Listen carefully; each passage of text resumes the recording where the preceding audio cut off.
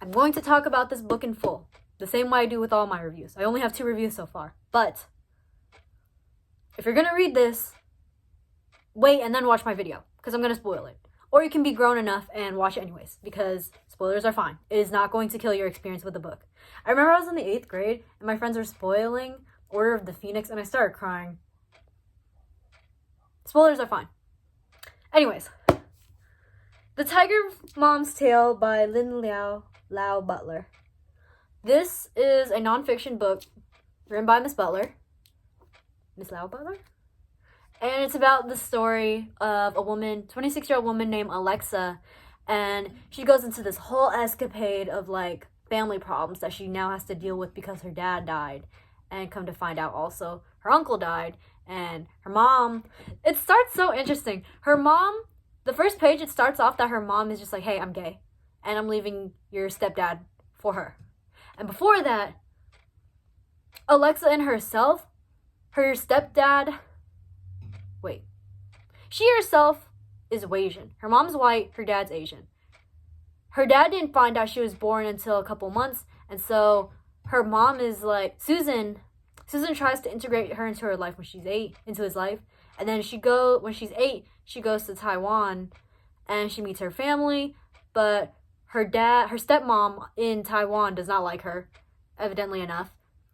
And she really loves connecting with her family there. She has a great time, and she feels like she fits in. She's trying to learn her roots. And then when she's 14, this really bad thing happens where the stepmom tries to like frame her that not only does she try to woo her uncle, which is Uncle Peng, which is Jintao's best friend.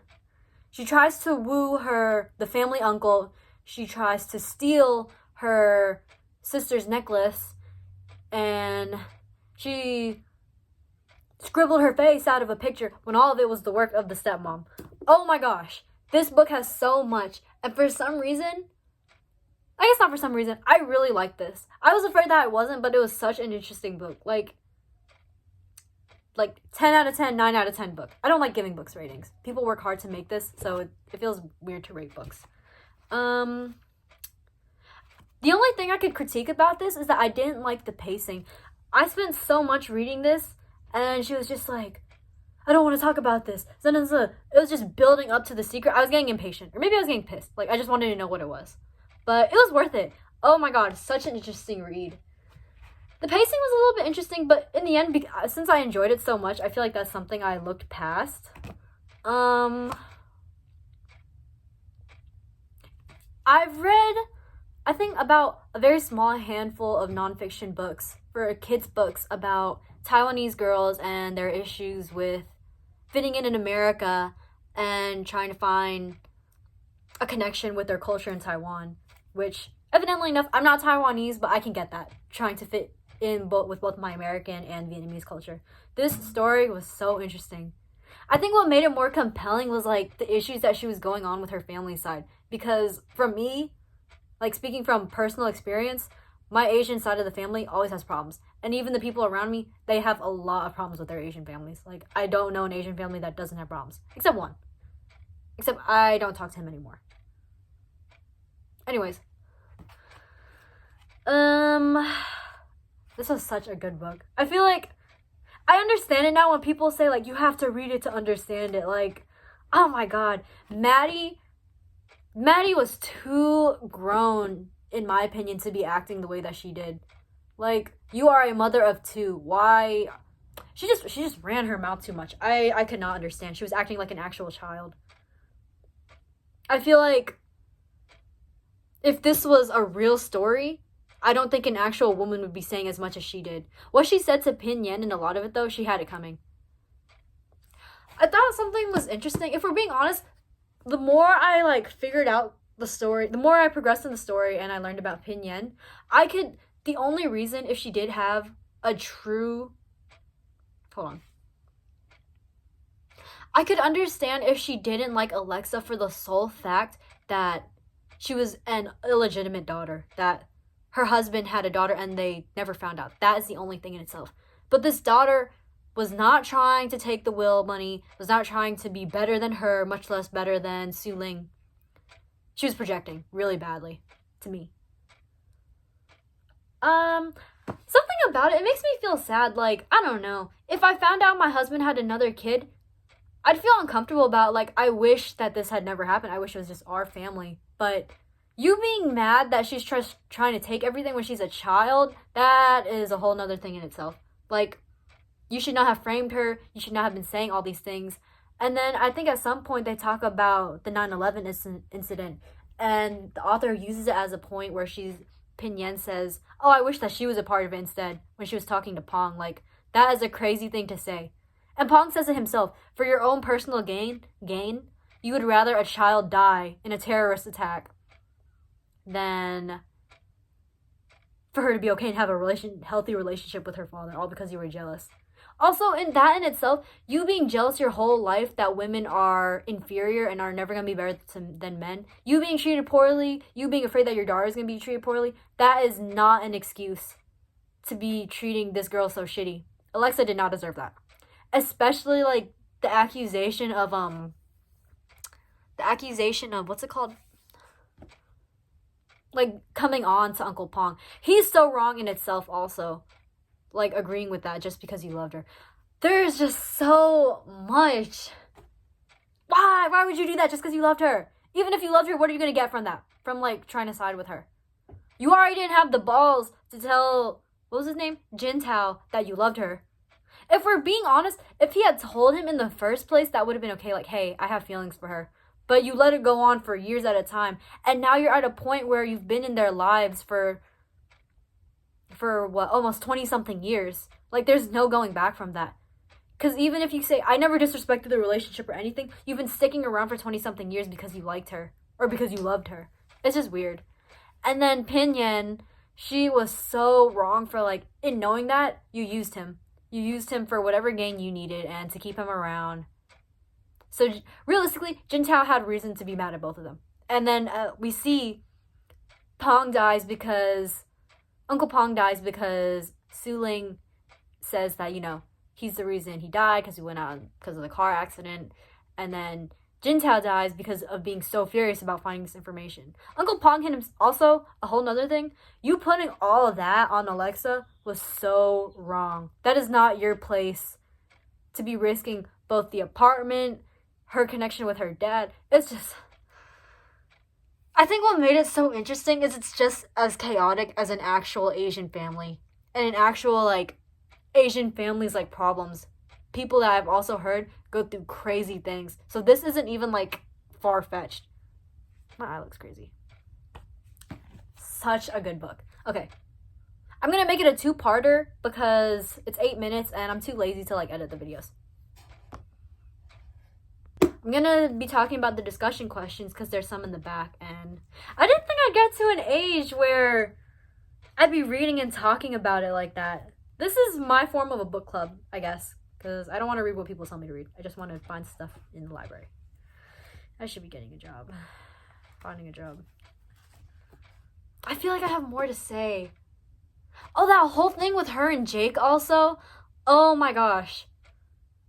I see where she's going. If we're being honest, I have a really similar point of view. Because of my own issues with my family, and then growing up also, I just don't see a need for kids.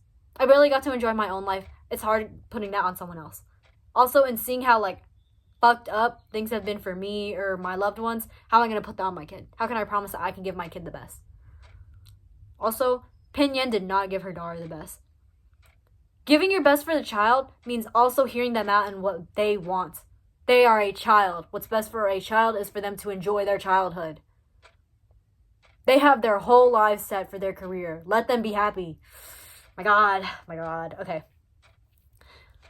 Lexa tells Maddie at the beginning of the book that Greg is her real father because he's the one who raised her. Do you agree? Or do you think blood and biology make someone the real parent?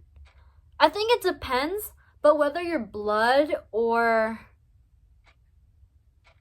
biology? Oh, okay. I was like, it's the same thing. Okay. I think whether you're a stepfather or whether you're a blood father, in both, either like mother, whatever.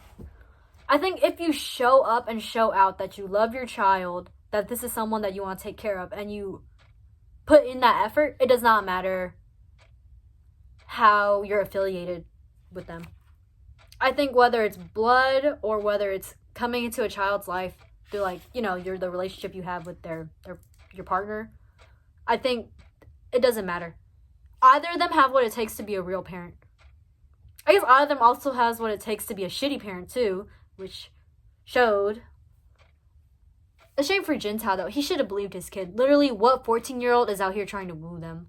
And, what an interesting book. Greg was a real dad. Oh my god. A whole nother thing, too. Greg was going through it. He was just here trying to love his wife. I'm glad he found Elise. I wish I had, like, an image of each of the characters so I could have, like, a thought process on what it'd look like. For some reason, Elise and Greg, it just doesn't sound right because it's also Alexa's friend.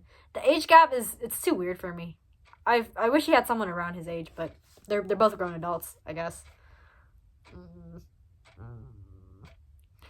Lexa struggles to fit in. She feels like she sticks out in her all-blonde family, but when she's in Taiwan, people tell her she isn't really Taiwanese since she's half white. Have you ever felt that you don't fit in because of your background? Yes, absolutely. I feel like almost every minority can agree on that when you feel like you don't fit in. So in my sense, unfortunately, because I don't have siblings and I didn't have many friends growing up, it was always a constant switch around between being too Asian to fit in an American background or being too American to fit in an Asian background. It sucked feeling like my Vietnamese wasn't good enough to be around the other kids, or... Actually, in hindsight, in elementary school in specific, I connected a little bit better because the demographic was pretty diverse and I had a good amount of Vietnamese friends. Vietnamese friends of which who had, like, a good balance for me to know the different aspects in both of my cultures. I went to Chua, which is temple, a lot when I was growing up, and I was a part of, like, the festivals, doing the dances, and I was actually learning Vietnamese at the time. I don't do it now. I'm not as in tune with my Vietnamese culture, but for some reason, I'm still proud of who I am. I'm still fine with who I am. Which, I guess that's up to me. I don't know if that makes me any less than. That does not make me any less than. I don't know. Yeah, I have felt like I don't fit in before. I don't know if I feel that now as often. I probably do, and I don't want to think about it. But I have felt like I haven't fit in before. Taiwanese food is mentioned throughout the book. Do the descriptions make you want to try it if you're not already familiar with it? The description of how the author talked about sesame balls, I really liked. I liked hearing how like crunchy and savory the sesame balls was. But we have sesame balls in Vietnam, and I've tried them here before. I just don't like it. It's just bread. But I love red bean paste. The noodles sound interesting. Not a fan of seafood. Her descriptions make me feel indifferent. I'd try it just because you should try all types of food. I'm trying to think. I like boba, but that's basic. I would try it, yeah. The descriptions don't change it, though. Do you think Pong's method to try to reconcile Lexa with her father was cowardly and manipulative? Or do you think he did the right thing? Would you have agreed to his conditions? He had kind intent, but what he was doing was manipulative, even if it wasn't through intention. It was extremely cowardly because he couldn't talk.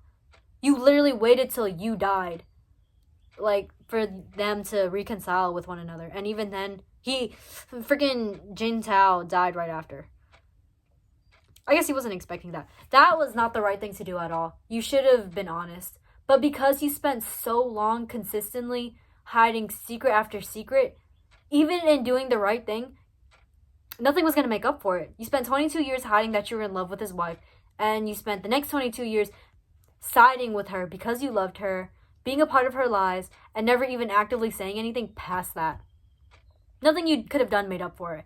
And you trying to force her to have a relationship with her father, you weren't in the right spot.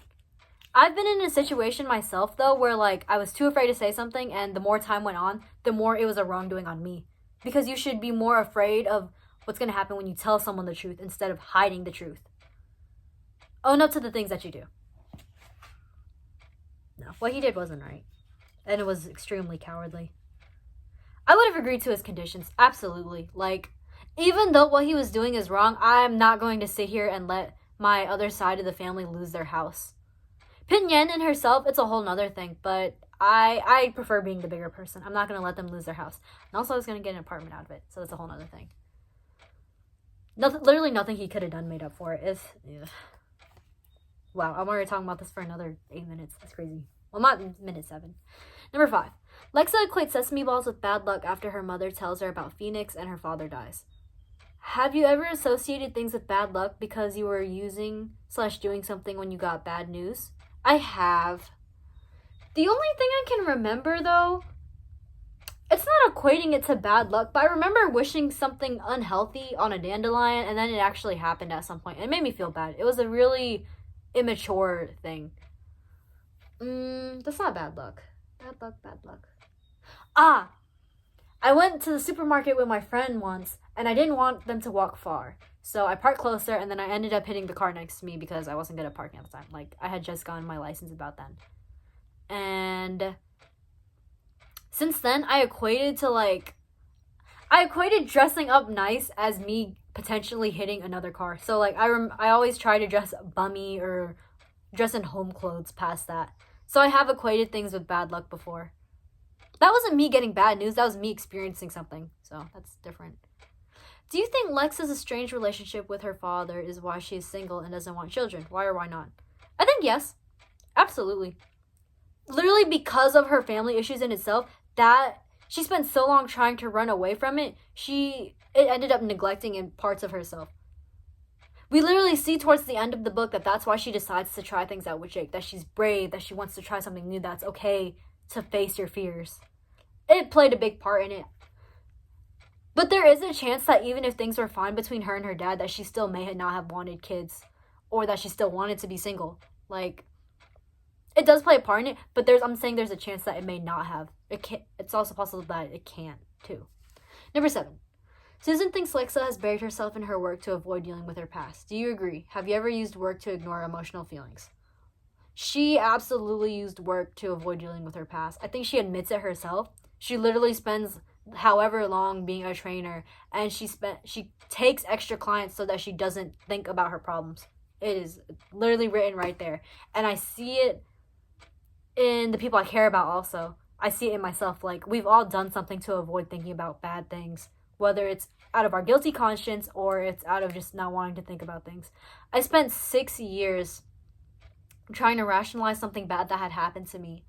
And I didn't use work to make up for it because I was a high schooler coming on to college at the time, but I spent it trying to make up for it with better memories. But it'll never make up for what had happened to me. And I've also wronged people I've cared about before, and I've tried to take really early shifts, work as much as I can, try to do things to, like, ignore how I was feeling, but it doesn't make up for me making my mistakes. Yeah. So I've also used work to ignore emotional feelings, even to not feel bad things myself, bad things that have happened to me. Number 8, Maddie made it clear she didn't like Su Ling even before meeting her. Why do you think she was so jealous of Su Ling?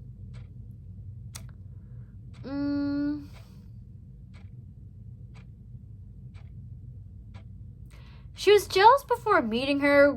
I want to say because when they were kids, it was handled all weirdly. She was so excited, and then Maddie here, she was just literally a little girl who could have gotten a nice response. But Alexa, she was just so adamant on going to Taiwan. I feel she was 8 at the time, so she doesn't know that she could have responded to that better. She was just so adamant, like, no, you're just a kid. But that could have been handled better. Why do you think she was so jealous of Su Ling? For that same reason. It was something that she couldn't be a part of. Not only could she not go to Taiwan, Alexa was shunning her for it, and then past that, her own mother and her shunned her. And, like, she didn't know she couldn't be a part of it, so I see that. It's interesting to hear about a white character feeling left out also. You mostly get that from minority characters. Or from the books I've read, or from the experiences that I've had. You hear about people who have been shunned or neglected because of their race. So it's interesting to see her, but in her sense, she's missing out on her family. Her mother and her sister neglecting her. Unfortunately for Alexa, she was going through so much, so it's understandable why she was pushing away, but it was unfortunately hurting herself and her sister, and probably her family in the process, because they want to be there to help her. I actually am going to stitch these. I said I wasn't, but this is getting to 11 minutes, and I don't like that, so I'm going to make a third part. Number 9. Was Pinyan a sympathetic character at all? Can you understand how someone could do something like that to Alexa, also protect her own daughter? That second question, yes. Asian mothers are very interesting people. Demographic of people. Even Asian mothers aside, I've heard all sorts of stories of what a mother would do for their daughter, whether it's a good or a bad decision. So that is extremely believable. It being more so because I've heard about crazy Asian mom stories. Was she a sympathetic character? It shouldn't have taken her own daughter being hurt to finally realize that she's been crazy. She says that she wasn't, but she was. Because at no point did you sit and think, hey, is what I'm doing right? No, you weren't even thinking about the best for your daughter at times. You just wanted Alexa out the will. That doesn't make you any less than, and that's not going to make you the best even if she's out the will. No, I don't think she was a sympathetic character. And I don't think she's a character to sympathize for. What you were doing was wrong. And at times, you literally were proud of it. It's a shame, though. I really get that she was trying to do what was right for her daughter. But a part of it was selfish. A part of it, she was thinking about herself. And even in thinking about your daughter, you weren't.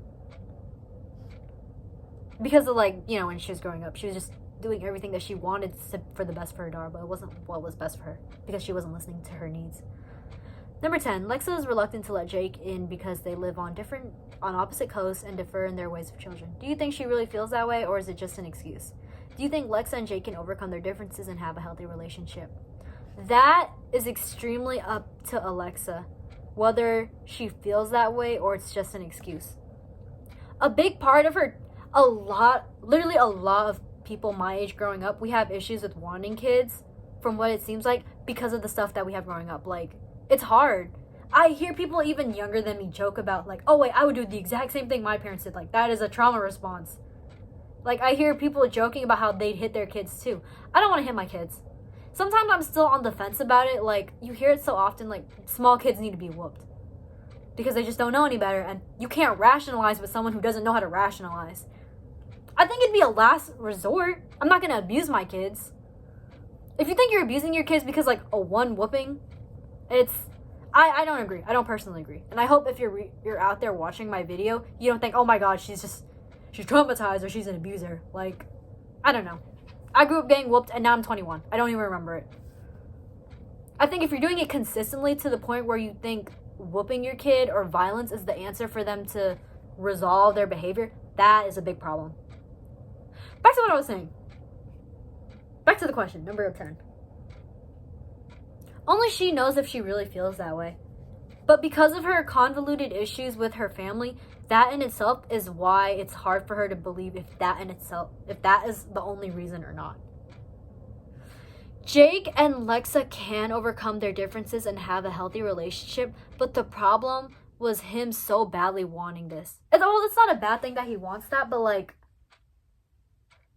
having kids, raising kids, her giving birth, that is a really big thing to ask of.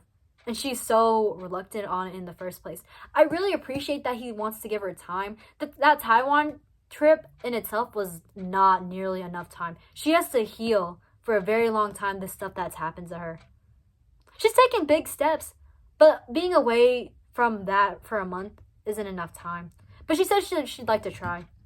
She acknowledged how strongly she feels for him, and she's going to try to see. If it doesn't work, it doesn't work.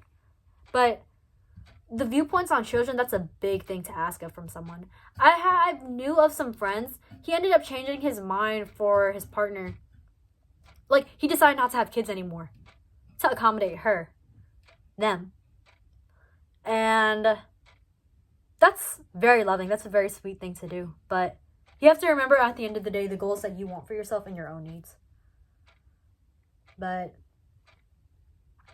you do things for love, and that's all I was going to say that's all you can ask for. Sometimes people do things out of love, and it's okay if they're sacrificing things or changing their actions. So I think it's possible to overcome their differences, but that's if they decide to. That's if Alexa and Jake and himself to decide to.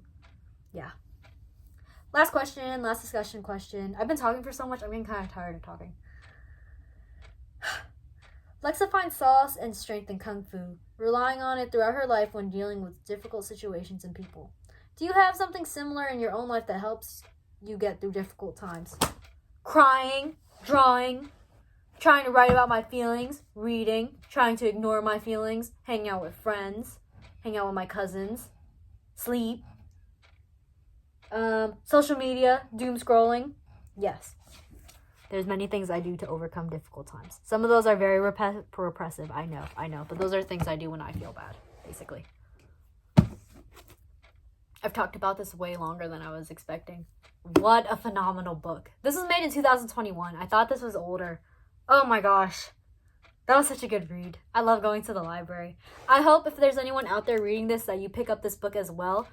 Genuinely worth your time. Oh my gosh. Cool cover too. I just like the colors. What compelled me was the title in itself, ironically. The title and how the book started. I like the way it started. Good writing style.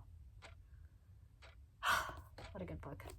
I have so much more I want to say, but I'm tired of talking and I want to take a shower. So, thanks for watching. If there's anyone out there watching my book review, these were the 2 books I got last week. I'm going to have to get something lighter because I have training for a job on Wednesday, and then I have to see where it goes. We'll see what I get. I love you. Until the next video.